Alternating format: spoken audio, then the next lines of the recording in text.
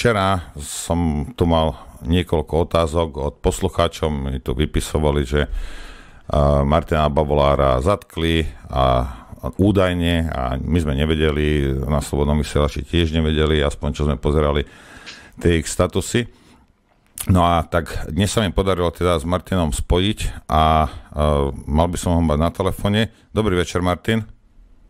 Ahoj Noro, ahojte všetci, ktorí počúvate Infovojnu. Všetko dobré? Tak, tí, ktorí nevedia, čo sú skalní infovojňáci a kašľú na Slobodný vysielač, Martin je redaktor v Bratislavskom štúdiu a Slobodného vysielača už. Koľko rokov tam, Martin, robíš? 4 roky sú to teraz v oktobri. O 4 roky. Áno. Tak. A my sme s Ľubom tam občas aj chodili ešte pred tým, jak začala Infovojna. No a dnes som sa teda spojil s Martinom. Martin, zatkli ťa včera, alebo ťa nezatkli? Takže včera som opäť zažil politický teror a policajnú mafiu. Po skončení vysielania vo štvrtok včera 12.9.2019 zo známeho konšpiračného bytu v Bratislave. Tentokrát to bolo o štátnej a justičnej mafii, finančnej oligarchii, organizovanom zločine na najvyšších miestach, o kauze Kočner, o Čaputo mafii a tak ďalej. Tak ma zatklo policajné komando pred rádiom Slobodný vysielač. Policajti boli v civile a boli schovaní za autami na parkovisku. Keď som vyšiel von z budovy, sa vrhli na mňa ako osy, povyliezali spoza tých aut, potom som sa dodatočne dozvedel, že to bola spoločná akcia so siskárskymi agentami, ktorí tam takisto boli. Títo policajti ma natlačili do tmavého auta. Nič mi nehovorili, prečo som zatknutý, čo sa deje, čo to znamená a tak ďalej. Počkaj, a legitimovali sa nejakým spôsobom, alebo ako? Áno. Videl som, že jeden mi tam ukázal preukaz, takže len predtým aj boli udalosti, ktoré to nejakým spôsobom predvídali, že takéto niečo sa stane, lebo už približne 2 týždne tam intenzívne snorili policajní provokátori a udávači, siskársky agenti. Mal som také zákulisné informácie, že sa okolo Bratislavského štúdia veľmi motajú tieto zložky, ktoré slúžia politickej oligarchii. No a potom, jak ma natlačili do toho auta, viezli ma preč od parkoviska pred Slobodného vysielača. V aute na mňa zúrivo kričali, ma zastrašovali a sa mi vyhrážali, že mám zakázané kritizovať korumpovaných politikov.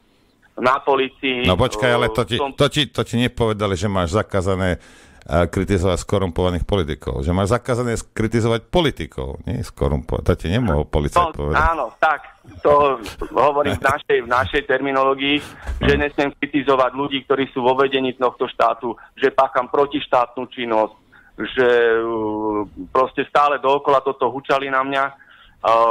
Odviezli ma na policajný útvar, kde ma dali za mreže, kde som bol takmer 6 hodín na brutálnom policajnom výsluchu. Sa tam krútilo okolo mňa asi 5 policajtov, stále na mňa vrieskali, ma terorizovali a psychicky týrali a stále opakovali, že mám prestať robiť aktivistu, novinára, že sa nemám stretávať s ľuďmi.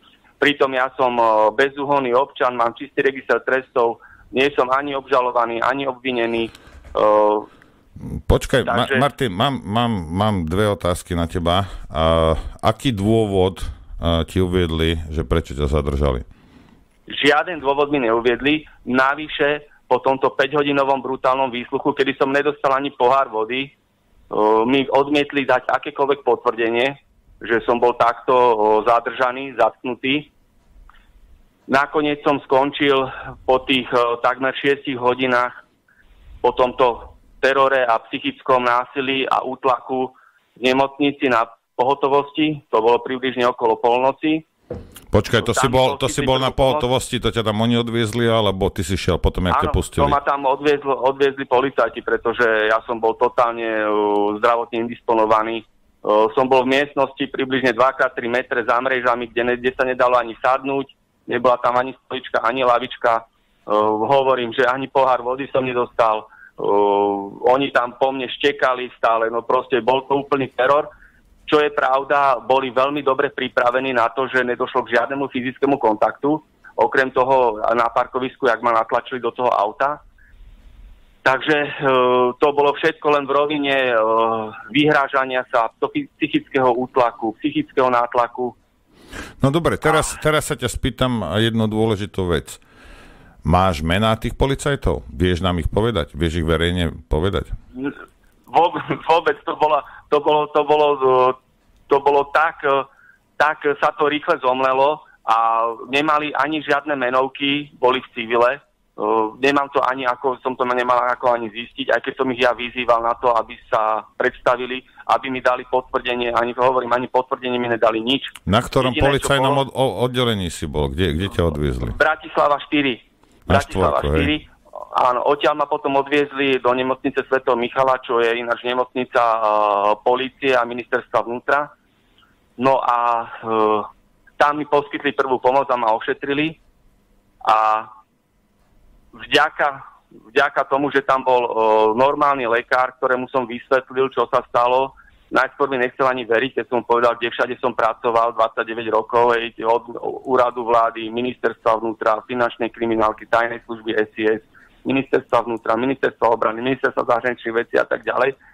Ale potom si on zapol na počítači internet, som povedal, nech si dá do Google moje meno, tak to videl, všetko o mne, takže zmenil sa jeho prístup ku mne. Takže tento zdokumentoval, čo sa stalo, prečo som sa tam ocitol. Túto správu som zverejnil aj na Facebooku tohto lekára a poskytli mi prvú pomoc, dostal som infúziu, nejaké lieky, urobili mi vyšetrenia, dostal som aj recepty, dnes som bol ešte na ďalších vyšetreniach, takže... No a z nemocnice si už odišiel, alebo ťa zase policajti viezli naspäť, alebo čo sa dialo potom? Z nemocnici bola taká situácia, že vďaka jednému poctivému policajtovi, ktorý viem, že bol podporučík, ktorý mi ľudsky pomohol a v tom zhone už ani neviem jeho meno, viem iba to, akú mal hodnosť a že som aj stihol povedať to, že som novinár proti mafii a proti korupcii v rádiu Slobodný vysielač. A tak aj touto cestou ďakujem tomuto policajtovi za všetkých dobrých ľudí. No a keby bolo viac takých policajtov, tak by bolo lepšie na Slovensku. Ale tá hliadka, ktorá ma tam doviezla, po týchto všetkých vyšetreniach a poskytnutí prvej pomoci ma jednoducho odtiaľ vykopli z tej nemocnice a odtiaľ som už musel ísť po svojich. To bolo, ja neviem, zhruba o 1:00 v noci. No takže nemal som pri sebe žiadne doklady, nič, proste som išiel, takto som musel ísť domov. No a teraz čo? Aký je ďalší postup? Ideš nejakú sťažnosť podať na nich, alebo na inšpekciu, alebo ministerka vnútra možno by o tom mohla niečo vedieť? Ak to nezorganizovala ona teda? No, presne tak. V priebehu dnešného dňa som mal viacero významných stretnutí s rôznymi zdrojmi, ktorí sú na vplyvných miestach a bolo mi potvrdené, že za týmto zatknutím a touto akciou včera je mafiánska ministerka vnútra Sáková a skorumpovaný policajt Lučanský, ktorý bol dosadený za policajného prezidenta. Takže doteraz, čo ja som dal x trestných oznámení, ktoré ani neboli vyšetrované, ale naopak mňa začali prenasledovať a vyšetrovať, čo som si to ja dovolil oznámiť. Rovnako aj množstvo súdnych žalobov, ktoré som dal v súdnictve, vieme, aká je situácia. Takže a inšpekcia je priamo pod Sakovou a pod Lučanským, takže je to totálna fraška, celá táto tzv. Inšpekcia, to je podvod. Takže ako sa tu môže človek dovolať základnej spravodlivosti, keď Sakovu dosadila politická mafia za ministerku vnútra, ona si dosadila policajného prezidenta Lučanského, ten si dosadzuje svojich ďalších funkcionárov. Čižnár bol dosadený finančnou oligarchiou za generálneho prokurátora, aby chránil skorumpovaných politikov a ich nakradnuté peniaze a majetky. Riaditeľa Slovenskej informačnej služby Antona Šafárika dosadila zločinecká mafia, aby chránil eurofondové podvody, organizovaný zločin, finančnú oligarchiu. Takže žijeme v mafiánskom štáte, v mafiánskej totalite, kde neexistuje ani základná spravodlivosť. Ťažko, kde sa tu dá čo dovolať, tu nefunguje nič. Ombudsmanka je politicky dosadená s korumpovanými politikmi, to vôbec není verejná ochrankyňa práv. Tu nefungujú žiadne kontrolné orgány. Kde tu človek sa môže k čomu dovolať? No. Jedine takto, že človek to zverejní, že to zverejňujem, aby sa ľudia dozvedeli pravdu. No, možno v tomto, nie možno, ale určite má Štefan Harabin pravdu, že pokiaľ inšpekcia bude spadať pod toho istého človeka, ako pod ktorého spadajú aj tí, ktorých má inšpekcia vyšetrovať a dohľadať na nich, tak nikdy sa nič neurobí. Takto zase nevravím, ak nejaký policajt pôjde služobným autom, ja neviem, vyzdvihnúť si deti zo školy, alebo bude chýbať 3 litre nafty v aute, tak určite na to si môžeš vziať ťa odstíhajú a zlomia ti krk. Hej, to ako určite. To je ten dvojaký meter a to potvrdzuje to, že nie sú všetci rovní pred zákonom. Ja si len kladiem otázku, prečo takto nezatknú napríklad policajti Kisku, ako zatkli mňa. Hej? Alebo prečo takto vehementne nevyšetrujú mafiánsku kauzu Gorila, hej? Alebo Kováčovej milosti, alebo kauzu Mokis, alebo pozemkovú bytovú a bytovú mafiu. Hej? Takže tu vidíme, ako to vlastne na politickú objednávku pracuje polícia, je pod vplyvom organizovaného zločinu a politickej mafie. Takže tu má človek len držať hubu a krok, platiť dane, poplatky, nesmie mať vlastný názor, neexistujú tu naše ľudské práva, neexistujú tu základné demokratické princípy. Čo potom, ako môžeme pokračovať ďalej? Martin, jednu vec ešte na záver mi povedz. Oni ťa teda zadržali, vyhrážali sa ti a ja neviem čo, to hovoríš ty a teraz, a čo ďalej, ako to bolo celé? Neudali dôvod, prečo ťa zadržali a pustili ťa, vlastne z tej nemocnici si odišiel sám a pokračovanie to už nemá, ako už neprišli za tebou? Ešte som aj vyzval tých policajtov, nech ma aspoň odvezu odtiaľ, neboli ochotní. A druhá vec, ešte poviem tak, ja som bol už teraz 9. krát takto zatknutý, keď to počítam celé toto uplynulé obdobie. Takže to nebolo prvýkrát, keď som bol takto zatknutý, len s tým rozdielom, že včera to bolo dosť ostré a tvrdé. Naozaj boli pripravení na to a boli evidentne vyškolení, ako majú na mňa, aby ma totálne zastrašili, aby ma umlčali. A vyhrážali sa ti nejakým spôsobom? Samozrejme sa mi vyhrážali, že budem zlikvidovaný, že skončím ako Kuciak. A proste toto ti hovorili policajti? Toto mi hovorili policajti, politickí policajti, ktorí plnia pokyny ako sluhovia, ako žoldnieri, ako prísluhovači tejto zločineckej mafii, ktorá ovláda vládu, parlament aj súdnictvo. Takže ja môžem povedať touto cestou, že napriek tomu, čo sa stalo všetko včera, aj v predchádzajúcom období, nikto ma neumlčí. Neexistuje taká sila na tomto svete, ktorá by ma umlčala. Aj keď ma tento prehnitý a totalitný režim takto sústavne terorizuje a politicky prenasleduje. Ja som odmietol slúžiť skorumpovaným politikom a organizovanému zločinu, za čo som bol 7-krát vyhodený zo zamestnania. Spomeniem Slovenskú informačnú službu, Kriminálny úrad finančnej správy, Ministerstvo vnútra, Úrad vlády, Ministerstvo obrany.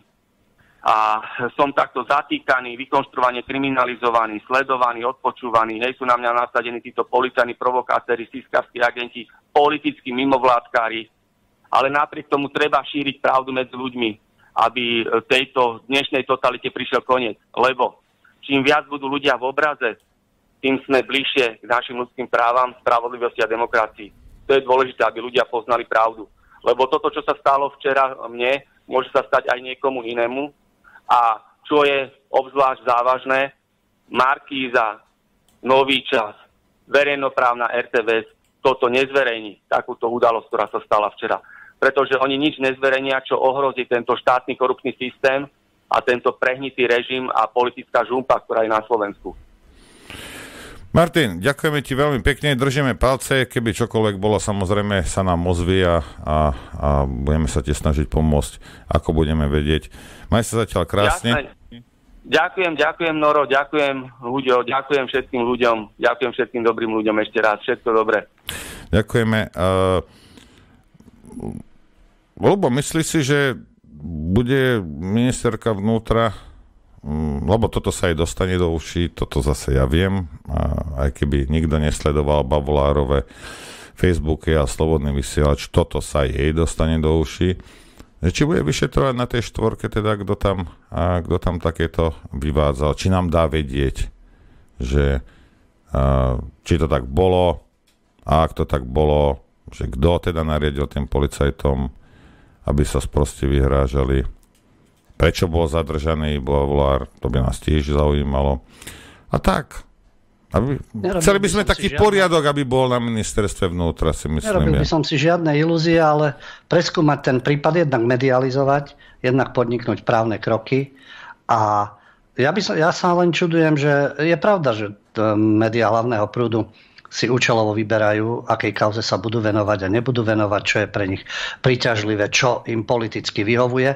Ale keď došlo k niečomu takému, to by malo všetkých novinárov zaujímať, takéto porušovanie práva. Lebo poviem ti, že prečo nie, lebo Martin seká do jednej a do druhej strany a potom, vieš, to je ťažko. No veď, tuto je vidieť tú bezprincipiálnosť. Pokiaľ sa to naozaj všetko toto stalo, to by malo zaujímať ktorékoľvek médium, takéto porušovanie práva. A navyše by im to malo vyhovať, lebo väčšina médií je naladená teda opozične alebo v duchu tzv. Demokratickej opozície. A toto je vizitka súčasnej vlády. Čiže malo by im to zapadať do ich kampane. Todová by mala byť nadšená. Kern a podobne a Hríb a celý tento spolok. Veď mali by sa chytiť takého prípadu a keď tam zazneli aj tieto reči o Kuciakovi, veď takýto prípad, oni to posúdia, to je z alternatívnych médií, to je ten ich prístup. Tak nech to odhalia, že to je celé vymyslené, vôbec sa to nestalo, len je to nejaký, neviem, skreslený obraz, alebo nechápem, ako by sa to dalo teda, a dá sa čokoľvek znevážiť a zdehonestovať, alebo naopak nech sa potvrdí, že k všetkému tomu došlo a to je varovný signál pre všetkých. Nie len preto, že to je redaktor, pracovník alternatívneho média, ale oni tak uvažujú našim ľuďom a tí druhí, tým nech sa stane čokoľvek. V tom je tá ich obmedzenosť. Že oni týmto svojim oponentom názorovým želajú to isté, alebo ešte horšie, čo kritizujú. Tú svojvoľu, to pohrdanie právom, to terorizovanie, či psychické, alebo aj fyzické. Takže v prípade tejto udalosti by to malo zaujímať celú novinárskú obec. Že čo to je za svojvoľa a k čomu vlastne došlo a mali by teda vyspovedať aj ministerku, aj dotyčné oddelenie policajné, Bavolára a všetkých zainteresovaných. A pokiaľ by odhalili, že nie, že nič také sa nestalo, alebo je to nejaký výmysel, alebo nejaká fantázia, nech uvedú dôkazy, alebo naopak, ak sa takáto vec naozaj stala a došlo k nej, no tak treba demaskovať tieto sily. Nie len Aktuality.sk, nie len Kuciak a nie len udalosti, ktoré sa týkajú tejto akcie. Ako hovorím, navyše, všetci sú naladení v médiách proti Smeru a proti súčasnej vládnej koalícii, takže to by bolo pre nich úžasné, ako mať nejakú ďalšiu takúto tému, čo sa tu vlastne bezprávne pácha. Vyzerá, že telefon nám už Ľubo zvoní, tak hneď ho aj zoberieme. Dobrý večer, nech sa páči. Dobrý večer, páni. Jano Veľké Leváre. Dobrý večer. No, páni, čo sa týka Martina Bavolára, tak si myslím, že to už nejaké pokračovanie mať nebude. Pretože tam, pokiaľ viem, nie je o tom žiadny papier a z toho rozprávania. Počítam, že ani nejakí svedkovia, no možno ten lekár tamto vyjadrenie, ale obávam sa, že to nebude stačiť. Tam ten lekár povedia, že to si vymyslel. Alebo čo. Tak obávam sa, že z toho nebude nič ďalej. Tak asi toľko. Dobre, ďakujeme. Píše nám tu poslucháč, že Peter z Košic, že viem, prečo odviedli, vyhraždali sa Bavolári, bolo to pre prezradenie štátneho tajomstva, že prezradil, že naši štátni predstavitelia sú skorumpovaní a mafiánsky prepojení. A to neviem. To všetci vieme, to nie je tajomstvo. To nie je tajomstvo. Čo už mohol prezradiť, veď to je ako pochopiteľné.